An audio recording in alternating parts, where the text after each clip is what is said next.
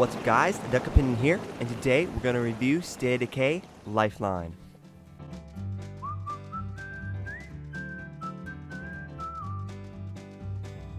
So State of Decay is an open world single player zombie survival game, and it costs $20 on Xbox 360 and Steam, and this is a DLC for it. The DLC is called Lifeline, and it is the second DLC, and it'll cost $7, and I'm going to give you my honest opinion on this DLC.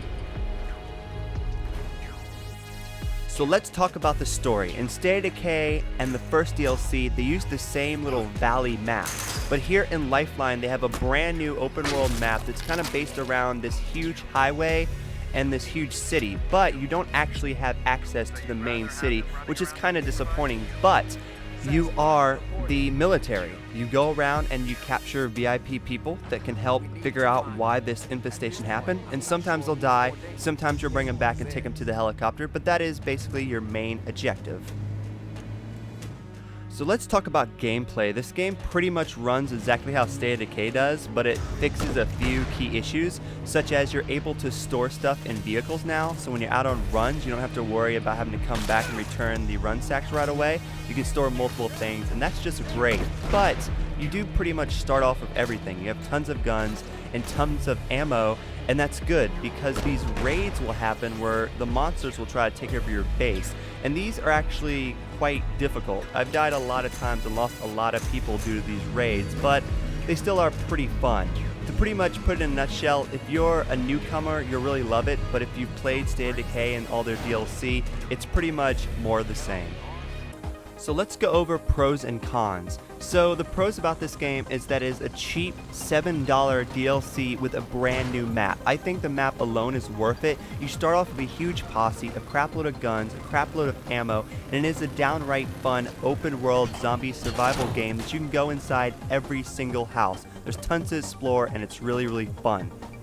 Let's go over the cons also. It is a very unforgiving game. It has an autosave where you can't actually load after you die. When you die, that's it. Your character's gone. And if this happens multiple times, you might have to start over your game. You might lose every single person because usually everyone's always sick.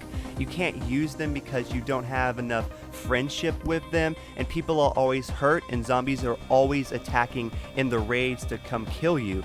And also, as you see in this footage, sometimes the people won't even get in the car. You're like, come on, get in the vehicle, and they just won't. Also, the vehicles flip way too easy. You'll be coming home from a ransack raid, and you'll have tons of supplies. You'll be like, holy shit, I want to hit this cool jump. And then you'll flip, and it'll ruin all your supplies, and it pretty much sucks because you can't flip the car back over. So my opinion on State of Decay Lifeline is that it is a fun, cheap, new map for State of Decay. You will beat it pretty quick and you might not want to go replay it again, but the map is really fun, and if it's your first time getting into State of Decay, you will have an absolute ball. But if you're a veteran like me, played it for 360, played it for PC, then you might find it very repetitive, but it is still a fun game, and I think it's worth picking up for the map alone. So the verdict comes down to this: if it's not broken, don't fix it. A Duck Opinion awards State of Decay Lifeline a 7 out of 10.